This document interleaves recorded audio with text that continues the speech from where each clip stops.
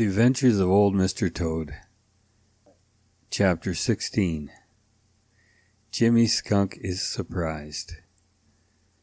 Jimmy Skunk ambled along the crooked little path down the hill. He didn't hurry because Jimmy doesn't believe in hurrying. The only time he ever hurries is when he sees a fat beetle trying to get out of sight. Then Jimmy does hurry. But just now, he didn't see any fat beetles, although he was looking for them.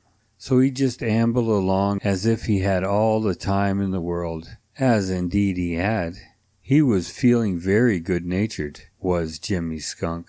And why wouldn't he? There was everything to make him feel good-natured. Summer had arrived to stay. On every side he heard glad voices. Bumble the bee was humming a song. Best of all, Jimmy had found 3 beetles that very morning, and he knew there were more if he could find them. So why shouldn't he feel good? Jimmy had laughed at Peter Rabbit for being so anxious for summer to arrive, but he was just as glad as Peter that she had come. Although he wouldn't have said so for the world, his sharp little eyes twinkled as he ambled along. And there wasn't much they missed.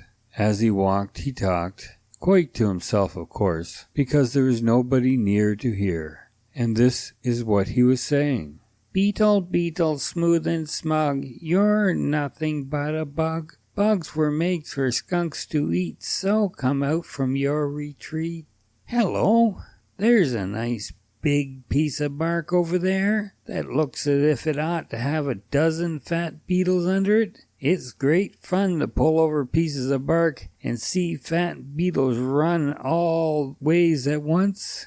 I'll just have to see what's under that piece.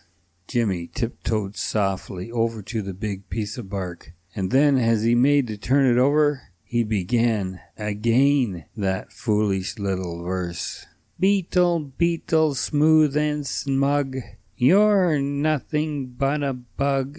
And as he said the last word, he suddenly pulled the piece of bark over. Who's a bug?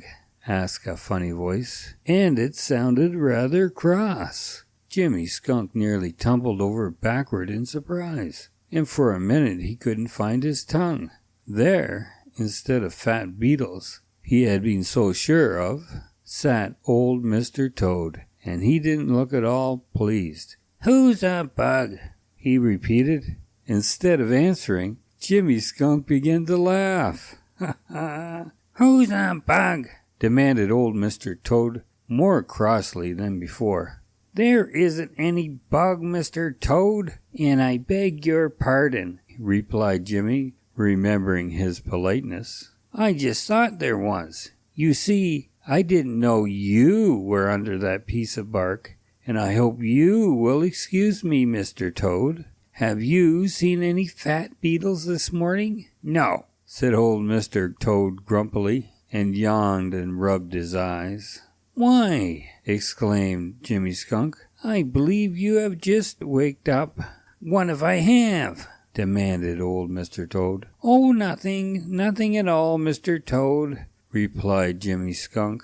Only you're the second one I met this morning who's just waked up. Who was the other? Asked old Mr. Toad. Mr. Blacksnake, replied Jimmy. He inquired for you. Old Mr. Toad turned quite pale. I think I'll be moving along, said he.